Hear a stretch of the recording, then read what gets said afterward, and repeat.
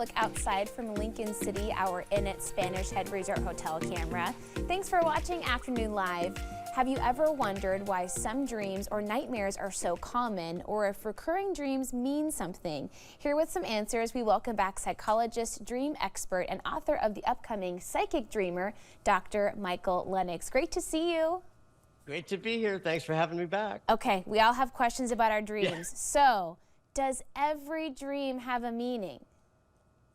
You know, what a great question, because the fact that, like, the answer to the question would be, well, like, yes, anything that's coming out of the unconscious can be interpreted for what the meaning might be behind it. The question that's really behind the question is, should you interpret every dream that you have? And the answer to that is probably not. You'll make yourself crazy. What I like to do with my dreams is just pay attention to how vibrantly it's grabbing my attention as I wake up. That dream probably wants to be interpreted and thought about at the very least. But if you looked at every single dream, I think you'd make yourself insane after a little while. I think so. I don't remember most of my dreams. It's that sort of half-awake consciousness where the vivid ones.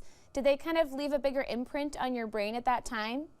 You know, I think that there's some purpose that the psyche has created around nightmares and their memorability. Why else would there be such a powerful experience of waking up from a dream that just won't leave your conscious memory because it was frightening?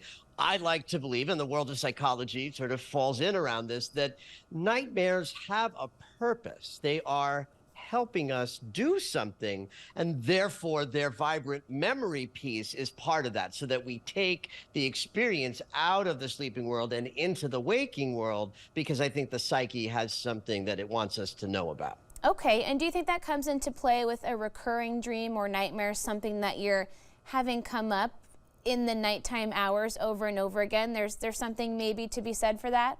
Well, ding, ding, ding. That is exactly right. And let me sort of distinguish out two different kinds of recurring dreams that sometimes occur, where you might have a recurring dream that is unusual, a specific theme. It might play out over a year's period of time, where you might be using those recurring dream images to work out a specific problem you're going through. I worked with a woman once who went through a divorce living on the East Coast. She left her husband, drove across the country to a new life. That drive was a huge sort of momentous experience in her unfolding in this new, going from married life to single life. So that image of driving showed up in her dreams for a year. Oh, wow. Because it was a good image for her brain to say, this is how I'm processing feelings and thoughts I'm having about my new life driving across the country. But the kind of dreams that I think you're asking about are the ones you have over and over and over again your whole life. And people have specific ones that they vibe with more often than not. So for some person, it's the tsunami dream. For someone else, it's being, shot or chased or falling off a building. What the psyche is doing in these dreams is finding an image that works for you, that allows your psyche to take you to someplace really stressful in an imagery kind of way, like falling off a cliff, so that it matches a waking life stress. That's random. Life is stressful. Life is scary. So when we get bothered by life on life's terms, we might have that recurring dream that we've had 17,652 times in our life, because it's a way that you can go to sleep on a Tuesday after a very difficult experience and wake up on a Wednesday ready to face life on life's terms again, because you let the darker, scary feelings and thought forms in the unconscious have a little breathing room. That makes sense. So am I still going to be dreaming about being late to my college final, forgotten to study, didn't know what time the exam was when I'm 80 years old? Rest of your life. Yes. You know, what's also funny about this is I've been doing this a long time, and one of the things that I've noticed, say, over the last 10 to 20 years is the prevalence of an enormous vocabulary of zombies and vampires. Ooh. Because of media. Vampires and zombies are huge. They're everywhere. In television and video games. All right. So Your recurring stress dream came from a moment in your life where you were being forced to become a full-on functioning adult. Okay. Right? So responsibility becomes big in Right. high school and college.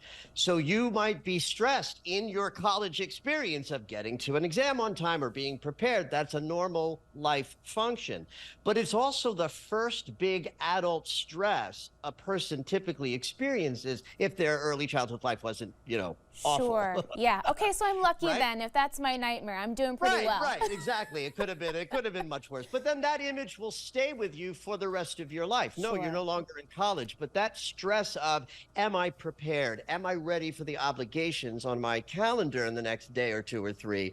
That dream might come up, help you face the stress, because in your sleeping life, you went into the place where stress is really overwhelming. That's so interesting. So what about those people that dream about their teeth falling out or not being able to use your voice? Is that kind of a Yes. similar vein? Yeah, absolutely. And I would qualify teeth falling out as like the fifth or sixth most typically occurring Yeah. of these kinds of dreams. So it's not for everybody.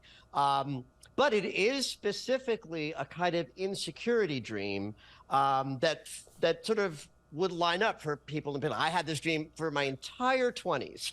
Oh, wow. And then it went away. But think about this. Teeth do a number of things for us. And if we reveal our teeth in a smile, we attract love. If we put food in our mouths, we use our teeth to process that nutrition so our body can absorb the nutrients. We don't do this as human beings too much, but the animal kingdom snarls and reveals teeth in that way as an act of aggression.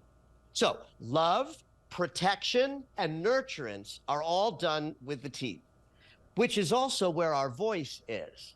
So to not have access to love, protection, and nurturance, you might be expressing some insecurity in the dream. And it might connect to your voice or feeling like you're getting your point across or that your ideas are being respected, even by yourself. And so such a dream might be helping such a person go to sleep and wake up the next day a little more confident in their voice, because they already processed the insecurity that the dream represents. So interesting. Love chatting with you. Thank you so much for spending some time with us today. It was great to see you. My pleasure. It's always a pleasure. Happy to be here. The book again is Psychic Dreamer, and we'll have more information about that and Dr. Michael Lennox on our website at katu.com.